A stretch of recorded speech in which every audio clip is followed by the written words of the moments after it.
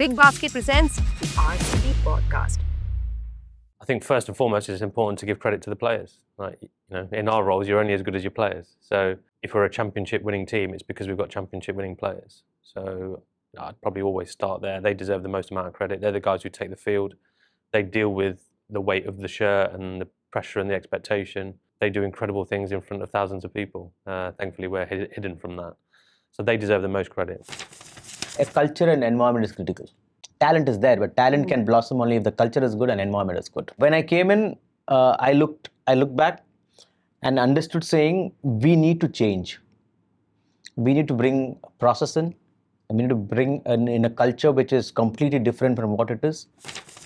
And I guess coming back to Virat, obviously, I think he'll forever be the icon and the hero of this team. I don't think that's going to go away, and he deserves that. His track record is incredible.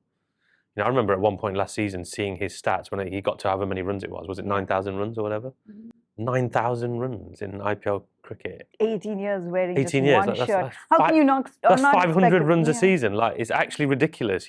Some players for 7 years or something like that consistently. Some players would be happy with a 500-run season. He averages 500 runs a season for 18 years. It's actually ridiculous. So you can't ignore that.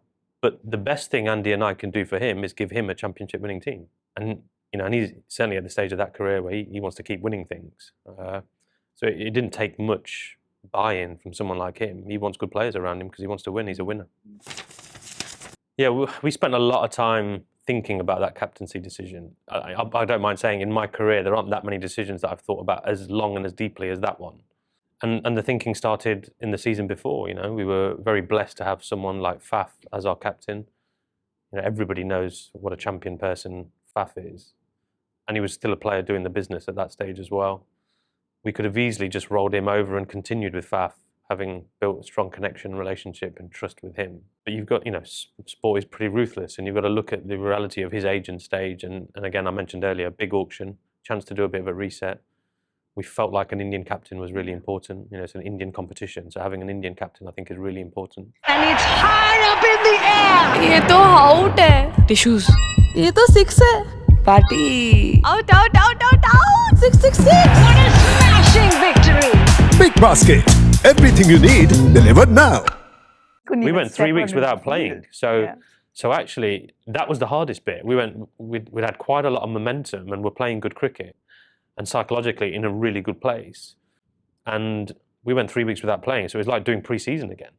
So we were a bit rusty that first game back. And that was probably my biggest concern about, I didn't want it to get postponed for months. I was quite keen for us to get the competition done because I had a feeling that we were in a good place as a team. But even that proved quite challenging. We weren't quite at our best in that first game back. And we played SRH, who had played another game. So they had their warm-up game back and we didn't. So, resuming was quite tricky. I am not one of those people that subscribes to the phrase, it's just another game when it comes to a So you didn't want to play it final. down? No, not at all. I prefer to celebrate the fact that we're there in a final. That is why we train so hard and why we put in so much thought and energy and sweat and heartache into either decision-making or training. So I think embracing the reality of that and celebrating the fact that we're in the final and that it's not just another game, I prefer that. So Andy and I met him in London and talked about that not long after the last IPL, after the 2024 season. And, he's always ready to step forward and lead.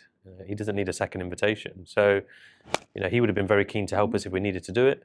But we spoke at that stage, the three of us spoke at that stage about, this sort of decision is not just about us three as people. It's about RCB more broadly as a franchise. Its leadership maybe even beyond us. We might not be here and Rajat might be continuing as captain.